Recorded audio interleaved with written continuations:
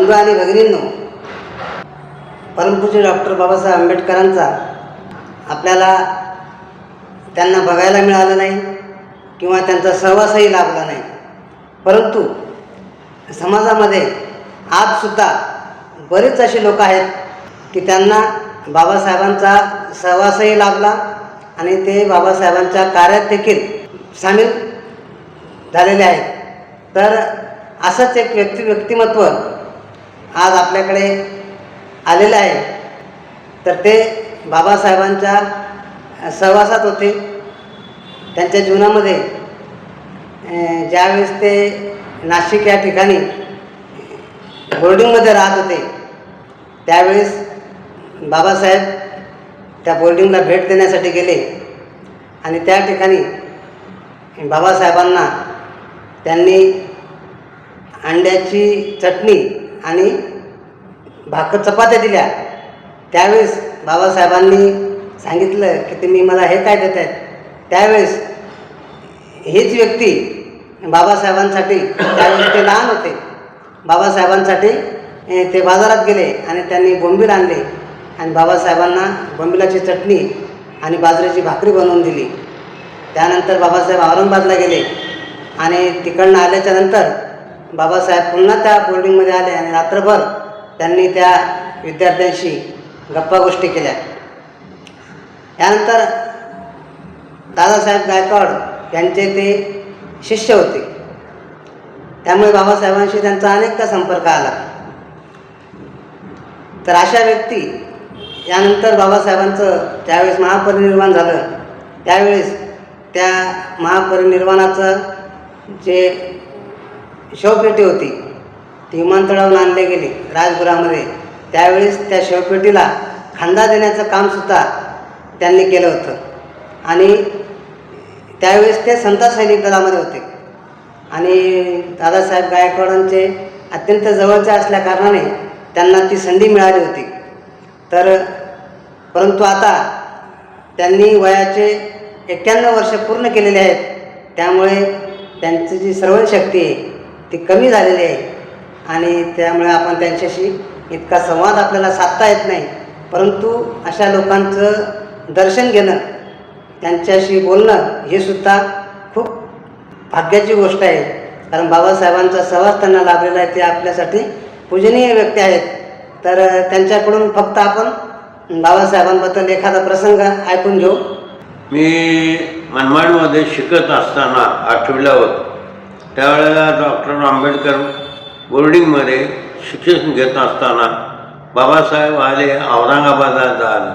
तर आम्हाला सांगितलं बाबासाहेब येणार आहेत. आम्ही रात्री सकाळी उठलो. चहा पाण्याला आमची पाळी होती, म्हणजे पाळी असायच्या प्रत्येक लोकांच्या. तो मोरे आणि आम्ही दोघांची पाळी होती. तर आम्ही काय केलं, मग नाश्त्याला काय करायचं असं ठरलं.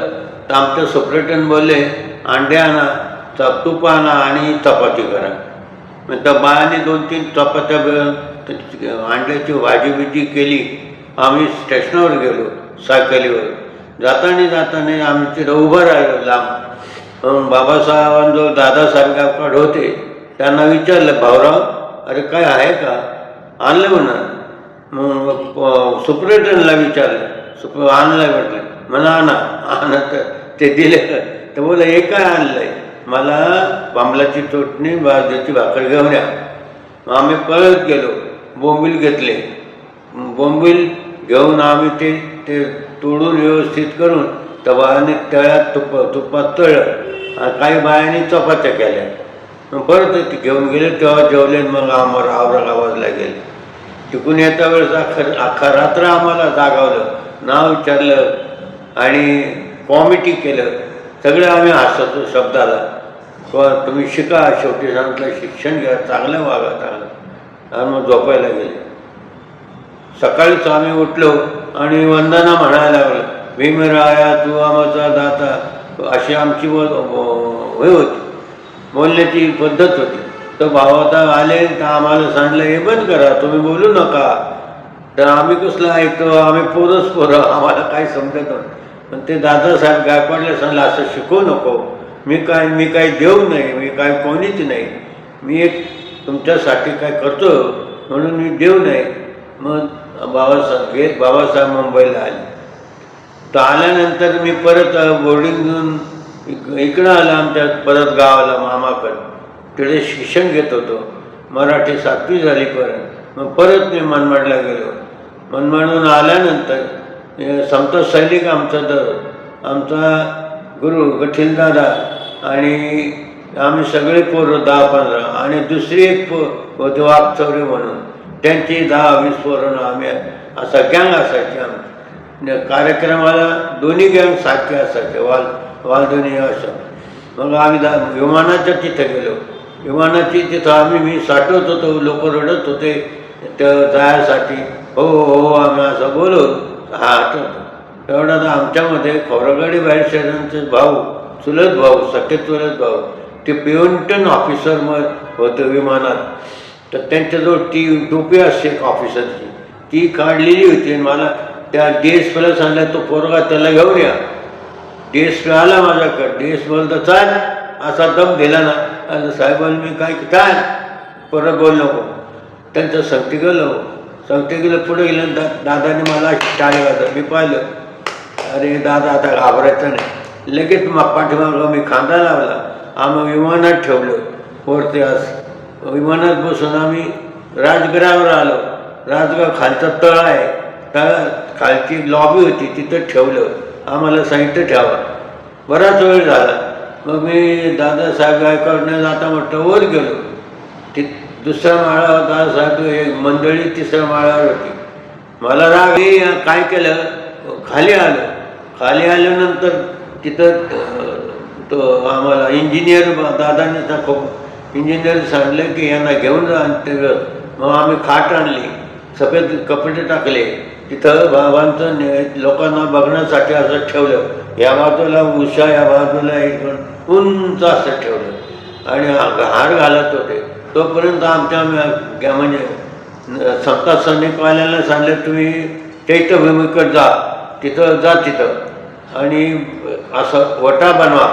आम्ही बराच उंच 5 फूट इंचीचा वटा बनवला आणि मग तो असा ठेवला.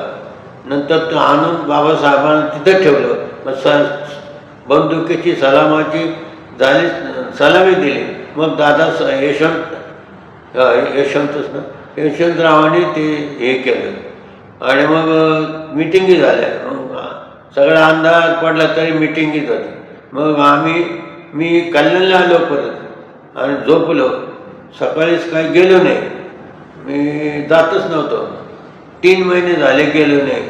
तर कामाला तर तुझी नोकरी गेली म्हणून तू तर 2 दिवस लागला होता काय तुला. मी विचार करायचो कारखान्याच्या जवळ जायचो, परत यायचो जवळ.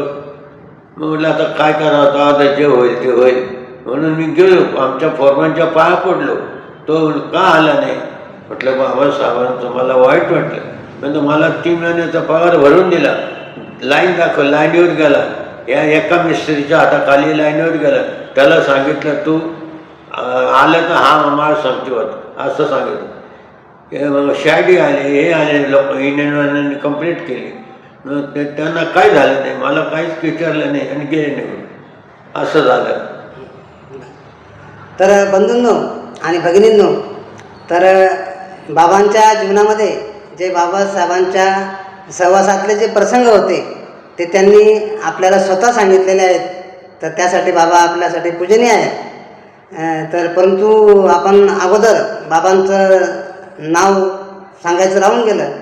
तर बाबांचं नाव असं आहे की पंडित जगन रणदिवे हे बाबांचं पूर्ण नाव आहे. आणि बाबांनी रेल्वेमध्ये शिक्षकाची नोकरी केलेली आहे. ज्यावेळेस बाबासाहेबांचं महापरिनिर्वाण झालं होतं त्यावेळेस ते नुकतेच नोकरीला लागलेले होते. परंतु ते महापरिनिर्वाणाचा त्यांच्या मनावर इतका जबरदस्त परिणाम झाला की जवळजवळ 3 महिने ते संभ्रम अवस्थेत होते. त्यांना काहीच कळत नव्हतं. ते नोकरी सोडून घरी बसले होते. नातेवाईक त्यांना बोलायचे. परंतु ज्यावेळेस ते पुन्हा ड्युटीवर गेले तेव्हा त्यांनी साहेबांना सरळ सांगितलं की बाबासाहेबांचं निधन झाल्यामुळे मला कुठल्याही गोष्टी समजत नव्हत्या आणि म्हणून मी कामावर येऊ शकलो नाही. परंतु साहेबसुद्धा चांगले होते. त्यांनी ताबडतोब त्या अर्जावर सही केली आणि त्यांना पूर्ण पगार पण भरून दिला. आणि बाबासाहेबांच्या महापरिनिर्वाणामुळे माणसावर इतके परिणाम होतात हे त्या साहेबांनासुद्धा कळालं. तर असे आपण बाबांचं थोडक्यात का होईना परंतु या ठिकाणी बाबांशी चर्चा केलेली आहे, संवाद साधलेला आहे. आणि आपणसुद्धा या व्हिडिओच्या रूपाने बाबांचं दर्शन आपल्याला होईल हीच एक आपल्या मनामध्ये मनोकामना होती, उद्देश होता की अशा लोकांचं दर्शन घेणं हे सुद्धा आपल्यासाठी खूप भाग्य आहे. आणि म्हणून मी या ठिकाणी ही छोटीशी मुलाखत घेतलेली आहे. जय भीम, जय संविधान, जय शिवराय.